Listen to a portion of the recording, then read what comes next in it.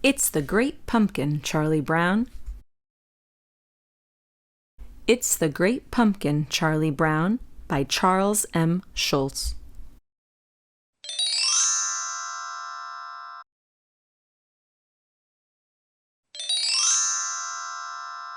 It was a brisk autumn day, but it wasn't just any autumn day. It was Halloween. Charlie Brown was busy raking leaves while Snoopy was busy playing in them. Lucy stopped by with a football. "How about practicing some plays, Charlie Brown?" asked Lucy. "I'll hold the ball and you come running and kick it." "You must think I'm really stupid," replied Charlie Brown. "You just want me to come running up to the ball so you can pull it away and watch me fall flat on my back." "This time you can trust me," said Lucy, flashing a toothy grin. But Charlie Brown didn't believe her. "No," answered Charlie Brown. "No, no, and no." "Please, Charlie Brown," pleaded Lucy. "I have a signed document testifying that I will not pull the ball away." Charlie Brown grabbed the piece of paper and studied it. "It is signed. I guess if you have a signed document in your hand, you can't go wrong. It looks like I'm really going to kick the football this year." With that, Charlie Brown backed up and charged. Just as he was about to kick the ball, Lucy pulled it away and Charlie Brown fell flat on his back. "Arr!" Charlie Brown screamed in pain. Lucy picked up the piece of paper. Funny thing, this signed document was never notarized. Meanwhile, Linus was inside writing an important letter. "Dear Great Pumpkin, I'm looking forward to your arrival on Halloween night." Charlie Brown approached his friend. "What are you writing, Linus?" "It's the time of year to write a letter to the Great Pumpkin," answered Linus. "Who?" asked Charlie Brown, looking confused. "Every year on Halloween night, the Great Pumpkin rises up out of his pumpkin patch and flies through the air with bags of toys for children everywhere," explained Linus. After Charlie Brown left, Linus continued writing his letter. "You must get discouraged because more people believe in Santa Claus than in you. Santa does get more publicity, and that might make you number 2, but that means that you really just need to try harder." Just then, Lucy and Peppermint Patty appeared. "Oh, brother," moaned Lucy. "Linus, are you writing a letter to that stupid pumpkin again?" Linus nodded. "I am the laughingstock of the neighborhood because every year my little brother writes a letter to the Great Pumpkin," cried Lucy and stormed off. Sally appeared just as Linus was signing his letter. "What are you doing, Linus?" asked Sally. Linus hesitated and then answered, "I'm writing a letter to the Great Pumpkin. He rises out of the pumpkin patch on Halloween night and brings bags of toys for children everywhere." "Oh, Linus," swooned Sally, "you say the cutest things." "Hey, Sally, would you like to sit with me in the pumpkin patch on Halloween night and wait for the Great Pumpkin together?" asked Linus. Sally's eyes lit up. "Oh, Linus, I'd love to." Linus went to mail his letter. "Really, Linus," cried Lucy, "just how do you think you are going to mail that letter anyway? You can't possibly reach the mailbox, and I'm not going to help you." Linus whipped his blanket in the air, hooked a corner of it onto the handle, and pulled open the mailbox. He then sent his letter flying in the air. Lucy watched as the letter slid into the opened mailbox. "Like that," replied a triumphant Linus, and he walked away. Just then, Charlie Brown ran up waving a piece of paper in his hand. "Hey!" exclaimed Charlie Brown. I got an invitation to Violet's Halloween party." Lucy rolled her eyes. "Oh, brother," she said with a sneer. "Charlie Brown, if you got an invitation, then it must have been a mistake." "Lucy, do you know if Linus is going to the party?" asked Sally. Lucy sighed. "Probably not. That blockhead brother of mine will be out in the pumpkin patch making a fool of himself, just like he does every year." "But maybe there really is a great pumpkin," said Sally. "Do I get to go trick-or-treating this year?" Sally asked her big brother. "Sure, Sally," replied Charlie Brown. "Oh boy, exclaimed Sally. "How do we do it?"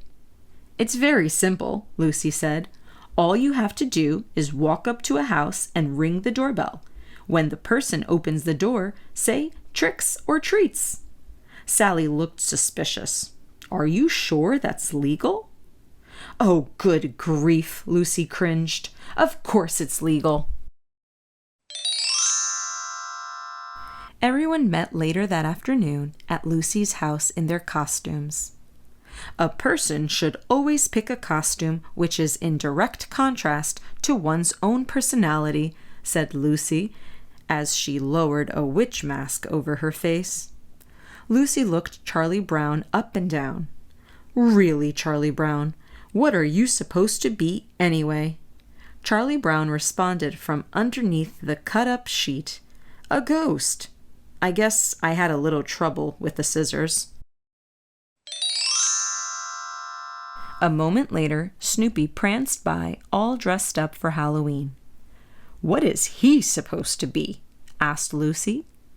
"A pilot from World War I," replied Charlie Brown. "Now I've heard everything," cried Lucy. "Okay, everyone, we'll go trick-or-treating and then head over to Violet's for the Halloween party. Everyone got their bag to fill?" The trick-or-treaters passed Linus, who was settled in the pumpkin patch, waiting for the great pumpkin. "Have you come to sing pumpkin carols?" asked a hopeful Linus. "Oh, good grief," cried Lucy, throwing her arms in the air. Lucy turned to Sally. "Well, are you coming with us or not?" Sally looked back and forth from Linus to her friends and then back to Linus. After their friends left, Linus turned to Sally and said, "I'm glad you decided to stay." "Do you really think he'll come?" asked Sally. "Tonight, the great pumpkin rises up and flies through the air, bringing toys to children everywhere," exclaimed Linus. Meanwhile, the trick-or-treaters were starting their rounds in the neighborhood. Each time someone opened their door, everyone cried, "Trick-or-treats!" "Could I have an extra piece for my blockhead of a brother, please?" said Lucy, flashing a toothy grin. "He couldn't come with us because he's sitting in a pumpkin patch waiting for the great pumpkin." Everyone met up on the sidewalk to size up what they received. "It's so embarrassing that I have to ask for extra candy for that blockhead Linus," said Lucy as she looked through her bag. "Looks like I got 5 pieces of candy." "And I got a chocolate bar," added Violet.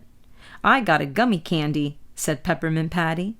Charlie looked in his bag with disbelief. "I got a rock?" The trick-or-treaters worked their way through the neighborhood. After every few houses, they stopped to take stock of what they had received. "Nice!" exclaimed Lucy. "I got 3 cookies." "And I got a fudge bar," said Violet. "Pack of gum," added Peppermint Patty. "A rock!" cried Charlie Brown. "Not again!" When everyone finished trick-or-treating, they started walking to Violet's house for the party. On their way, they passed by the pumpkin patch. "Well, has the great pumpkin been by yet?" asked Violet with a smirk. "You missed trick-or-treating, and now you are going to miss the Halloween party," said Peppermint Patty. Sally stepped forward and replied, "You all think you are so smart. You just wait. The great pumpkin is going to show. Linus knows what he is talking about." With that, the kids left for Violet's house. Once at the party, everyone started to partake in the Halloween festivities. Some were carving pumpkins, while others were getting ready to bob for apples. "Out of my way," said Lucy, stepping up to the barrel. "Let me show you how it's done." After a few seconds, Lucy pulled her head out of the bucket, but instead of just pulling out an apple, she pulled out a beagle. "Ew!" cried Lucy. "My lips touch dog lips. Gross!" Later at the pumpkin patch, Linus and Sally were still waiting for the great pumpkin to make an appearance. Suddenly, a rustling noise came from the middle of the pumpkin patch. They both turned towards the noise. "Look!" Linus cried, pointing toward the moving shadow. "There he is! It's the great pumpkin! He's rising up from the pumpkin patch!" Linus was so overwhelmed with excitement that he fainted. Within seconds, Linus came to and sat up. He looked around and asked, "What happened? Did I faint? Did he leave us any toys?" "I was robbed!" Sally yelled. "Halloween is over and I missed it! You kept me up all night waiting for the great pumpkin, and the only thing that came was a beagle." "When the great pumpkin comes, I'll still put a good word in for you," Linus yelled to Sally, but she was gone. "Oh, great pumpkin," moaned Linus, "where are you?" Later that night, Lucy woke up, looked at her clock, and went to check on her brother. He was not in his room, so she went outside and found him sleeping in the pumpkin patch. She picked him up, carried him home, and put him to bed. The next morning, Charlie Brown and Linus met up. "Well, another Halloween has come and gone, and all I got was a bag full of rocks," said Charlie Brown. "I guess the great pumpkin never showed?" "You just wait until next time next year, Charlie Brown," cried Linus. "I'll sit in that pumpkin patch until the great pumpkin appears, and I'll be there." The end.